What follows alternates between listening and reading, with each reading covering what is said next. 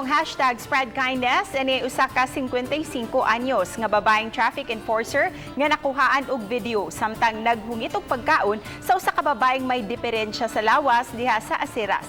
Sayra nato ang istorya sa likod sa naasoyng video, pinaagi ni ining report.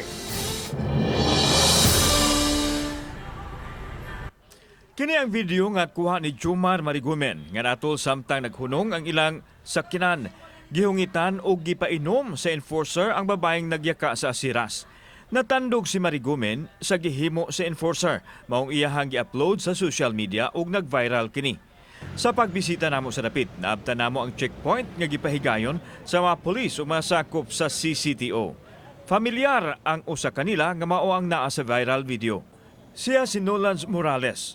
Wa siya magdahom nga maabot sa social media ang iyang gibuhat kay dugay naman kuno niyang gihimo ang pagpakaon sa mga tao sa Asiras nga adunay problema sa lawas. O ako siya hungiton kay dili man jud siya ka anak man jud kay ang kamot. Ako kay to siya kaligo ha kay ako kang hinguk-an.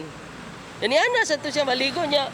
Wala na sa siya mobalik karon. Pila naman ka tuig o buwan mo siya nakaila Sukad atong pandemic sir nga. Matud niya dili lang usa kun dili upat ka mga tawo sa Asiras nga adunay problema sa pangisip iyang gigahinan og panahon sa higayon nga mag-duty siya. 25 ka tuig na siya sa serbisyo.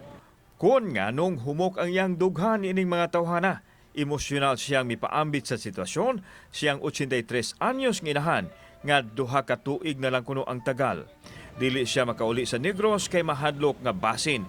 Magpositibo siya ug siya na unya ang makatakod. Ako mama sir 2 years na lang ang itagal.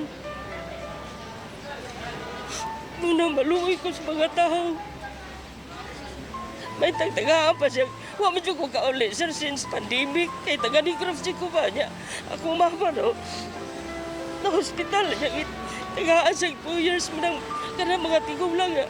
Ako na lang ikon, ako lang sa mga tigulang kay ako mama di ko ka serbisyo kay naamang ko diri. Ang pagpakabana ni Morales sa isig katao mausap ang nakita sa video uploader.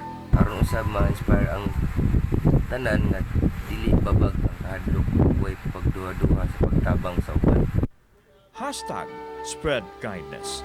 Kauban si Clover Lumayag, ako si Alan Domingo. Balitang Bisdak.